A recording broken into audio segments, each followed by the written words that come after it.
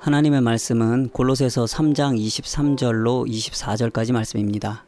무슨 일을 하든지 마음을 다하여 주께 하듯 하고 사람에게 하듯 하지 말라. 이는 유업의 상을 주께 받을 줄 알미니 너희는 주 그리스도를 섬기느니라.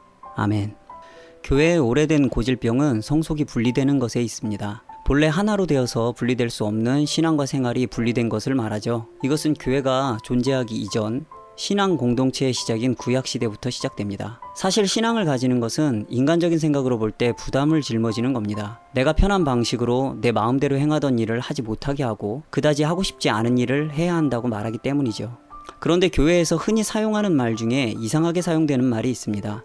이 표현은 특히 신앙생활을 오래 했다고 하는 사람이 더욱 많이 사용하고 또 많은 오해를 만들어냅니다. 그리고 그 결과는 신앙과 생활의 분리를 촉진시키는 심각한 부작용으로 나타납니다. 그 말은 바로 영적인 일과 육적인 일입니다. 물론 성경에서는 영적인 일과 육체의 일을 구분해서 말하는 구절이 있습니다. 고린도전서 2장 후반부터 3장까지 바울은 영적인 일과 육체의 일을 언급하고 있어요. 그러나 내용을 자세히 살펴보면 그 말씀이 어떤 특정한 일이 영적이라고 하거나 또는 육체적이라고 설명하는 것이 아님을 쉽게 알 수 있습니다. 간단히 설명하자면 여기서 말하는 영적인 일과 육체의 일은 갈라디아서 5장에서 말하는 육체의 소욕과 성령의 소욕으로 이해하는 것이 맞습니다. 영적인 일이라는 말은 성령의 소욕, 즉 하나님이 옳다 여기는 일을 하는 것이고 육체의 일은 내 욕망에 따라 행하는 것을 말합니다. 이 말은 어떤 특정한 일이 영적이거나 육체적일 수 없다는 말입니다.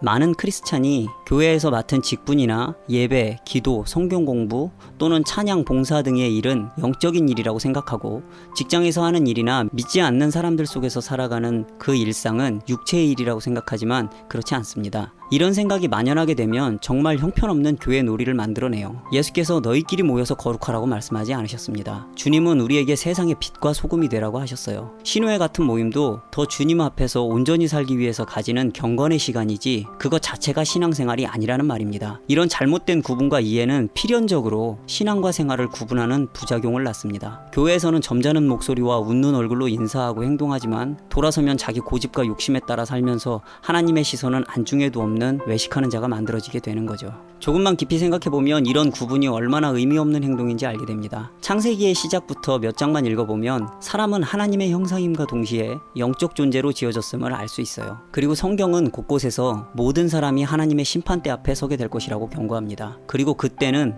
누구도 예외 없이 자기 입으로 자신이 살아온 인생의 모든 잘못을 실토하게 될 겁니다. 이 사실을 인식하면 신앙과 생활을 분리시키는 것이 얼마나 어리석은 일인지 알게 됩니다. 내 삶의 어느 한 부분을 숨기거나 얼렁뚱땅 넘어갈 수 없다는 사실을 알게 되기 때문이죠. 그리고 조금만 정직한 심령으로 살펴보면 영적인 일과 육체의 일을 분리해서 이해하는 것은 결국 죄의 소원을 따르는 마음에서 비롯되는 것을 또한 알게 됩니다. 내 고집과 욕심대로 육체의 낙을 사랑하는 마음이 영적인 일과 육적인 일을 나누게 되고 신앙과 생활을 분리하게 되는 겁니다. 하나님의 시선을 계속 의식하고 살아가면 내 욕심대로 내 편한 대로 내 성질대로 행동하기 어려울 테니까 말이에요.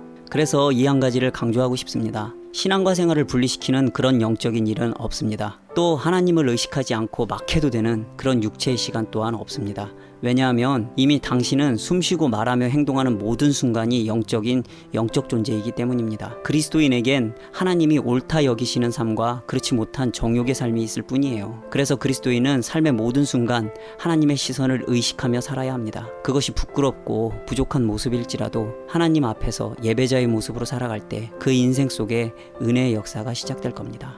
기도하겠습니다. 하나님 아버지, 오늘 하루 우리에게 정직하고 겸손한 심령을 주셔서 하나님 앞에서 살아가는 거룩한 그리스도인 되게 하여 주시옵소서. 예수 이름으로 기도합니다. 아멘.